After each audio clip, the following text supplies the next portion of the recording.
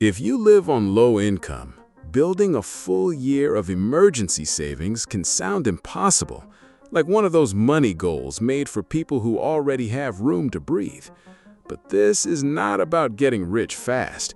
This is about building protection one layer at a time, so one bad month does not wipe you out. You do not save a full year all at once. You save your first safe dollar, then your first safe month, and keep stacking until panic stops running your life. Most people with low income are not bad at saving. They're just trying to save while life keeps interrupting them. That is different. A person can be disciplined and still struggle to save.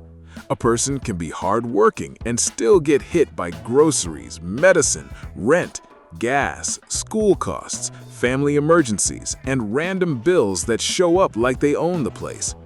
So before anything else, I want to say this clearly. If saving has felt hard, that does not automatically mean you are failing. It may just mean you have been trying to build security in an expensive world with very little room. And that is exactly why this has to be step by step. Because when money is tight, vague advice is useless. You do not need just save more.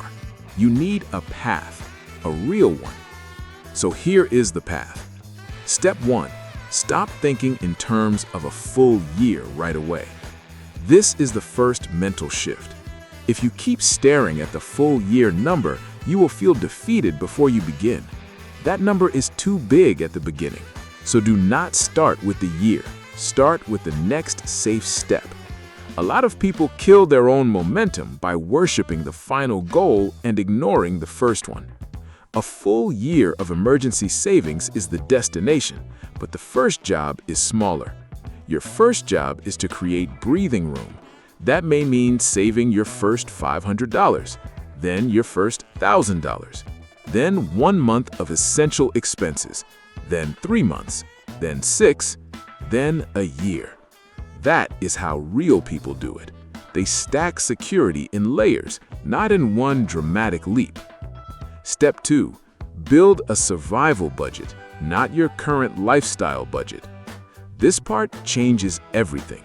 When people hear 1 year of expenses, they often think they need 1 year of their entire current spending. No. What you actually need is 1 year of bare-bones essential living. That means if life got ugly, what would it take to keep this household standing? Rent or mortgage, utilities, basic groceries, medicine, transportation, insurance, minimum essential bills. That is your survival number. Not birthday money, not shopping money, not eating out money, not because I had a hard week money. Just survival. And this matters because your full year target may be much smaller than you think once you strip it down to essentials. That does not make the goal easy, but it makes it real. And real goals get funded. Step 3. Build your first emergency layer before chasing perfection. Do not wait until you can save big. That mindset keeps people broke longer. If you can only save $10, save $10. If you can only save $25 on payday, save $25. If all you can do this month is stop the savings account from going back to zero, that still counts. Because the first layer is not about impressing anybody. It's about interrupting the cycle where every inconvenience becomes a crisis. A lot of people on low income do not need financial motivation first. They need financial interruption. They need something between them and the next disaster. That is why the first money matters so much. Not because it's a lot, because it changes the pattern. Step 4. Make savings automatic, even if the amount feels small. This is one of the biggest differences between people who want to save and people who actually build savings. They stop relying on memory and emotion. They create a system. If money hits your checking account and just sits there, life will usually spend it for you. So give savings first dibs. Make it automatic if you can. The amount does not need to be dramatic. It needs to be consistent. A tiny transfer every payday is still a vote for your future. And consistency matters more than ego here. People will say, that's not enough. But enough for what? Enough to start? Yes. Enough to build a habit? Yes. Enough to keep your savings muscle alive? Yes. That matters. Small money saved regularly has built more safety than big plans that never started. Step 5. Use irregular money like a weapon. This is where low-income savers can make real progress faster. Because regular income may be tight, but irregular money can become your emergency fund accelerator. Tax refunds, overtime, side work, cash gifts, rebates, bonuses, selling things you do not need, one extra shift, one weekend hustle, one refund you usually waste because you are tired. That money can move the goal faster than your normal check can. Do not treat surprise money like free money. Treat it like rescue money. A lot of full-year emergency funds get built not just from weekly savings, but from every unexpected dollar being assigned a job before lifestyle grabs it. That is a huge shift. Step 6. Cut the bills that keep making saving impossible. Now we have to talk about the hard part, because some people are trying to save while carrying bills that are choking them.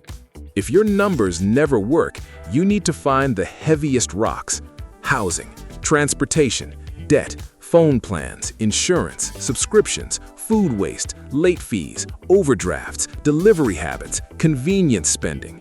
Not every expense matters equally, and low-income households usually do not need to cut everything.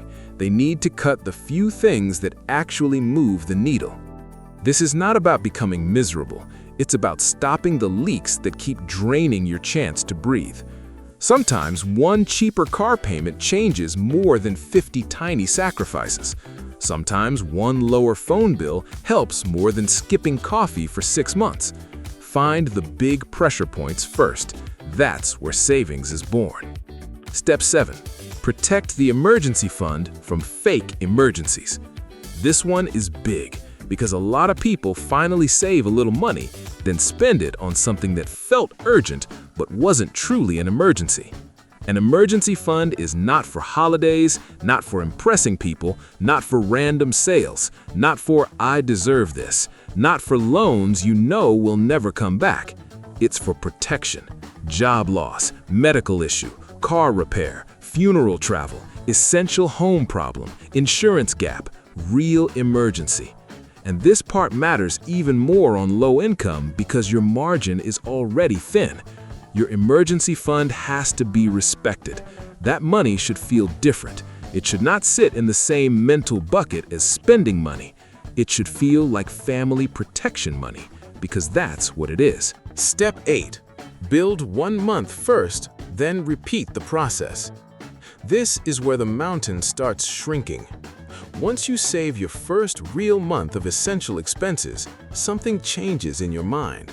You stop feeling totally exposed. You start realizing this is possible. Then you do not restart from zero. You repeat. Month 2, month 3, month 4. A full year is just 12 protective months stacked together. That is all it is, 12 layers.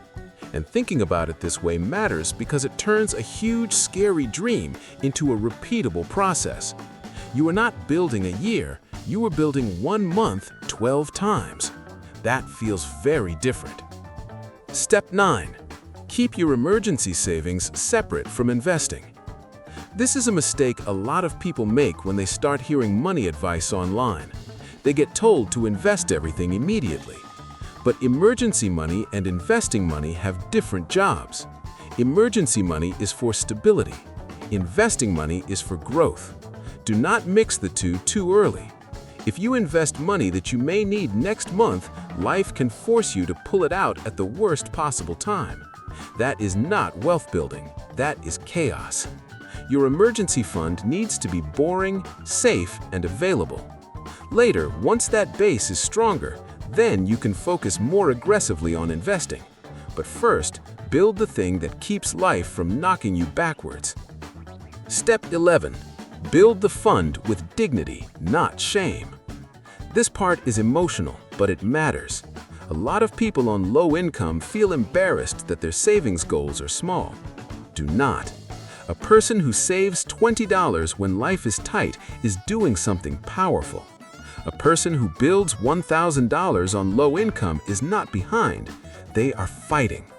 A person who reaches 1 month of emergency savings when nobody taught them money, when bills keep rising, when family pressure is real, when wages are tight, is doing something serious.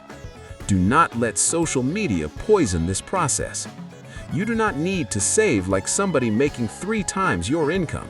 You need to save like somebody building stability with what they have. That is honorable. That is smart.